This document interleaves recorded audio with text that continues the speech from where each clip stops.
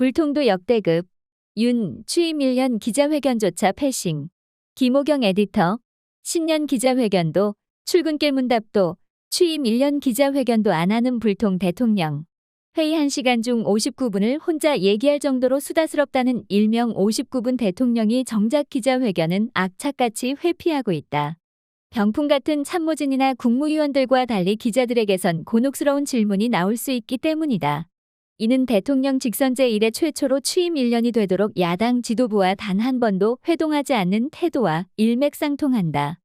윤 대통령은 최근 국무회의에서 정부 출범 1주년을 맞아 바깥에서 불편하고 듣기 거북한 훈수도 들어보라고 적극 주문했지만 나만 빼고라는 말은 생략했던 것이다. 불통의 끝을 보여주는 그가 말끝마다 소통을 내세우는 것은 국민을 상대로 한 공허한 말장난이자 기만적인 유체이탈 화법일 수밖에 없다. 대통령실 핵심 관계자에 따르면 윤 대통령은 오는 10일 취임 1주년을 맞지만 별도 기자회견은 열지 않기로 결정했다.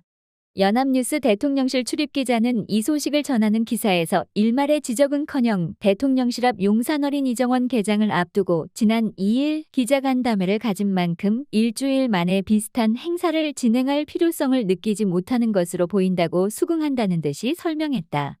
그렇다면 김밥과 떡볶이 순대 등을 함께 즐겼다는 출입기자단과의 김떡순 오찬 간담회가 취임 1년 기자회견을 대체할 만한 비슷한 성격이었던가?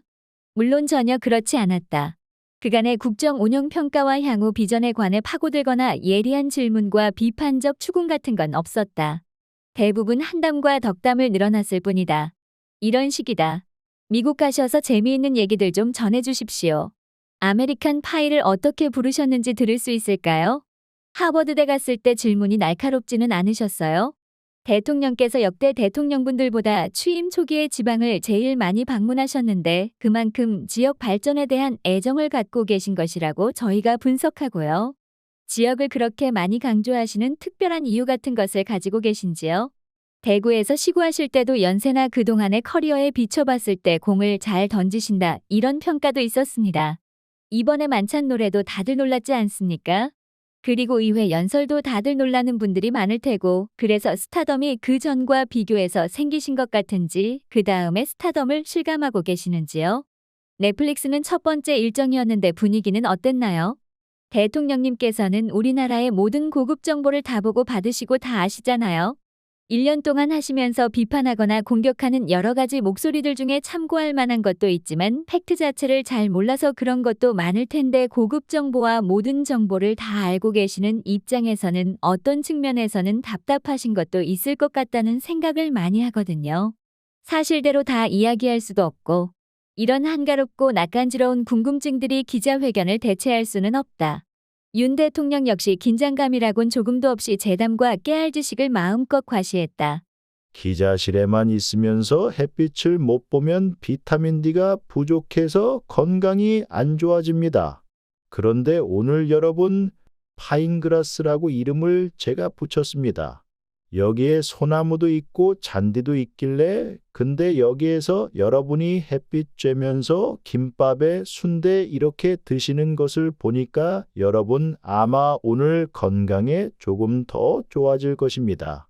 우리 용산 스태프한테 취임 1주년을 맞아서 뭐를 했고 하는 그런 자화자찬의 취임 1주년은 절대 안 된다고 해놔서 여러분과 그냥 이렇게 맥주나 한잔하면서 얘기하는 그런 기자간담회면 모르겠는데 무슨 성과 이래 가지고 자료를 쫙 주고서 잘난 척하는 그런 행사는 국민들 앞에 예의가 아닌 것 같고 여러분이 지난 1년 많이 도와주셔가지고 굉장히 감사하고 앞으로 나라를 더 잘 변화시킬 수 있게 여러분과 함께 우리 사회의 변화를 만들어 갔으면 합니다. 용산 어린이정원 한번 보고 싶다고 기자분들이 그래서 만들어진 자리라면서요. 너무 많으면 대화하기도 어려우니까 조금씩 나눠 가지고 자리를 한번 인원이 적어야 김치찌개도 끓이고 하지 않겠어요? 몇백 그릇을 끓이면 맛이 없잖아요. 여러분 고맙고 햇볕 좀 많이 쐬십시오.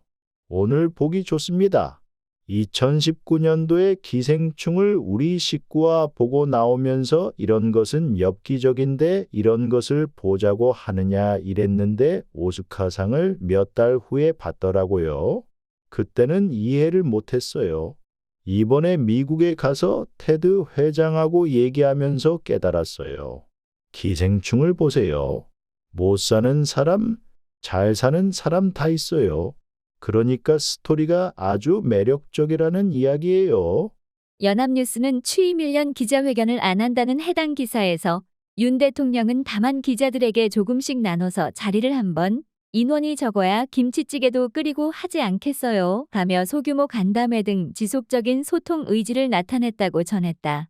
어떻게든 지속적인 소통 의지라고 갖다 붙이는 대통령실 출입기자들의 맹목적 긍정 덕분에 윤 대통령은 별 부담 없이 언론 패싱을 하는 것으로 보인다. 앞서 윤 대통령은 신년 기자회견을 하지 않고 대신 조선일보와 단독 인터뷰를 가진 바 있다. 시간이 없어서 새해 기자회견을 생략한 것으로 알려진 윤 대통령은 지난해 12월 30일 오후 3시 30분부터 서울 용산 대통령실 집무실에서 조선일보와 2시간 동안 인터뷰를 진행했다. 조선일보는 이를 1월 2일자 신문 1면부터 5면에 걸쳐 보도했다. 기자회견에서 예상되는 껄끄러운 문답은 피하는 한편 평소 지면을 낯뜨거운 윤비어 천가로 채우는 대표적 어용신문을 만만한 스피커로 선택함으로써 하고 싶은 말만 하겠다는 의지를 노골적으로 드러낸 것이다. 지난해 11월 21일 MBC 출입기자의 불미스러운 일을 이유로 출근길 문답을 돌연 중단했던 윤 대통령은 이른바 3대 개혁 추진 등 국정 방향을 밝히는 취임 첫 신년사도 기자들 없이 준비된 원고만 읽으며 발표한 바 있다. 물론 별도의 질의응답은 없었다. 문재인 전 대통령은 임기를 넉 달가량 남기고 있던 지난해 1월 코로나19 오미크론 변이 확산을 이유로 회견을 취소했던 경우를 제외하고는 매년 1월 중 신년사 발표와 신년 기자회견을 별도로 진행했다. 박근혜 전 대통령도 2014에서 2016년 세 차례 신년 기자회견에서 현안에 직접 답했으며 국정농단 사태로 직무가 정지된 2017년 1월 1일에는 회견 대신 기자간담회를 가졌다.